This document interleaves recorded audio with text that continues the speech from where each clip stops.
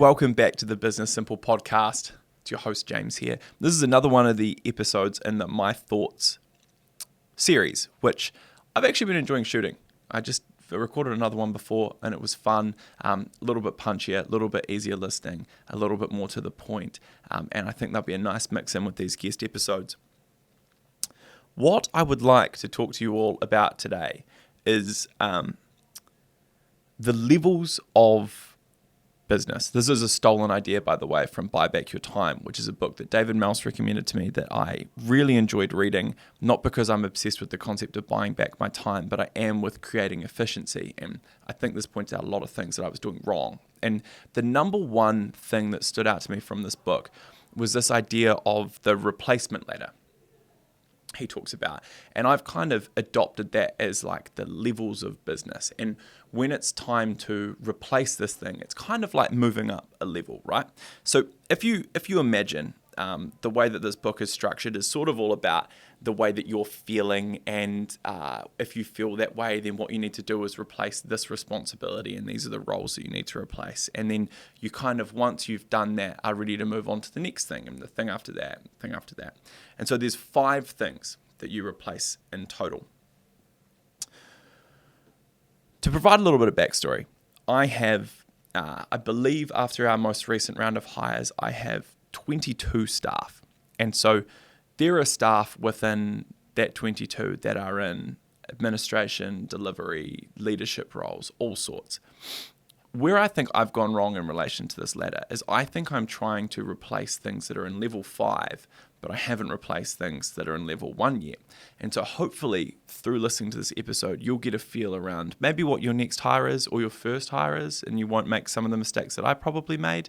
And you'll get an understanding as to what you can do to make your business ownership journey not only productive and efficient, but also as enjoyable as possible, right?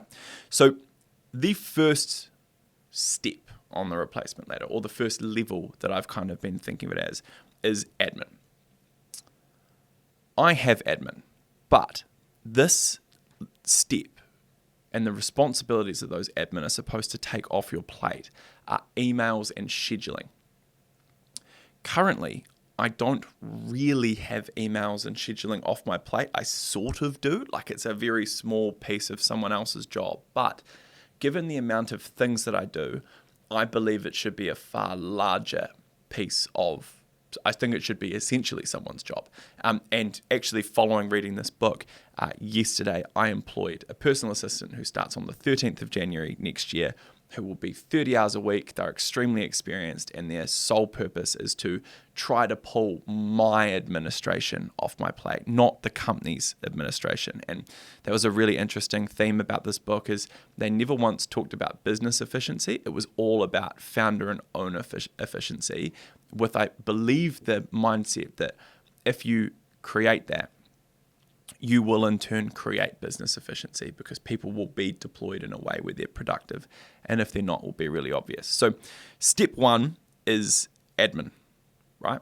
So you're listening to this, maybe you're a real estate agent, you've got a PA, the PA's booking your, making sure your open homes are all on the right time, your emails are sorted, they're doing all that sort of stuff for you. That's great. Then what does the next thing you do look like? For me, when I first hired, I actually hired into the second step, not into the first step. So I had admin. I mean, I still have admin on my plate now, but I've had admin on my plate forever. The next step is delivery. And so when you're thinking of delivery, I'm thinking relating to me, producing ads, creating designs, you kind of, making sure that's happening. If a client gets signed, making sure they're onboarded in an orderly fashion at an appropriate time, and then ensuring that the work is of a solid standard and things like that. It's kind of that step up from delivery. And the idea of this is that if you have delivery and admin sorted, you're able to focus on bigger picture stuff like growing the business, which is where the third step comes in. So third step is marketing. Now, this is confusing if you run a marketing business, but it's obviously not talking about the work you do for clients. It's talking about the way that you market yourself. This podcast is a good example of something like that. Or the ads that we run online, or we don't do this, but we should, like an email out that goes out every week or every 2 weeks or whatever it is to your database. We have an exceptional database, but we don't use it because I haven't fully offloaded the marketing piece yet either. And so then I become a roadblock. Step 4 is sales. Now, I actually have the majority of sales offloaded, and it's something that I've put a lot of time and effort into over the last probably 3 years, is creating a system where we have sufficient leads and sufficient or capable enough people in the sales team that the leads can be converted into customers without me needing to be involved in it. We do steps 3 and 4 quite well. And the podcast and the EDMs and things like that, all of that needs me still, but also I kind of want to be involved in some of that stuff. Maybe not the EDMs so much, but this definitely. And sales, I want to be involved with clients, and I still actively am. If someone is not of that sort of size, I don't really tend to be involved in the sales process very often. Sometimes if they come in as a personal brand lead off my Instagram or something like that, I will I will be involved in sales, but just because I appreciate people that follow my personal brand and that come in that way. And so it's good to be involved. It's not because I feel like I have to, it's just because I want to be. But marketing and sales is pretty good. And then leadership is the final stage. So once you're offloading leadership, you essentially would have a business where the administration, the delivery, the marketing, the sales, and the leadership is off your plate as the owner. And in turn, you would have a business you are freed from. And I say freed in like a corny online business guru way, but you would be able to insert yourself into the business in whatever way you decided was what was best. You wouldn't be required anywhere. You'd be selective about it. So for me, that would probably be a mix of things like this podcast. It would still involve me in the delivery team from a strategic level, and really enabling that delivery team would be a big part of that, trying to make the people that are running the ads, designing things, building landing pages, setting up campaigns, making them as capable and brilliant as possible. And then it would still have me involved in client services and sales. But for those blue chip A+ sort of clients that are the bigger fees, bigger business, those sorts of ones, I would still be involved there too, right? I can't currently just do what I want to do. And the reason I can't do that is because I have to clear my emails still, even though I have a senior leadership team of 3 people, and the majority of, like they've taken a huge chunk of the leadership responsibility off my plate. And so kind of the theme of this podcast is, are you playing business on the right level? The realization I came to from this replacement ladder thing was that I'm currently playing level 5, but I haven't actually passed level 1. And I've sort of say I've half passed level 2. I've 3/4 passed level 3. I've passed level 4, and I haven't passed level 5. And so because of that, I'm now trying to solve an absurd amount of problems at once. And problems is harsh, but I'm trying to fix a lot of different things at one time within my business, because I have things in level 1 that I still need to fix, like training someone up on how to respond to emails and how to schedule my calendar in a way where it's as efficient as possible, and how to communicate with clients when they email me to make sure that they feel like they're being acknowledged and recognized, but also get those tasks to the right people without me needing to be involved. Things like that aren't complicated stuff.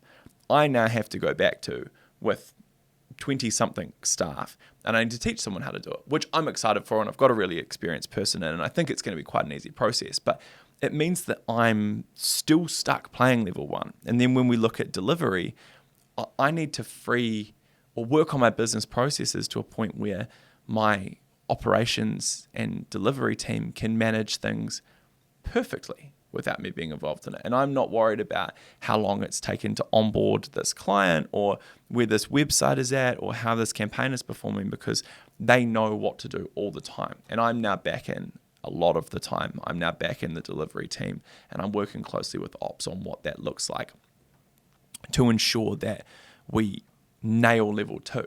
But I'm tackling that at the same time as level 1. And then level 3, marketing, pretty dialed. Our lead gen is solid.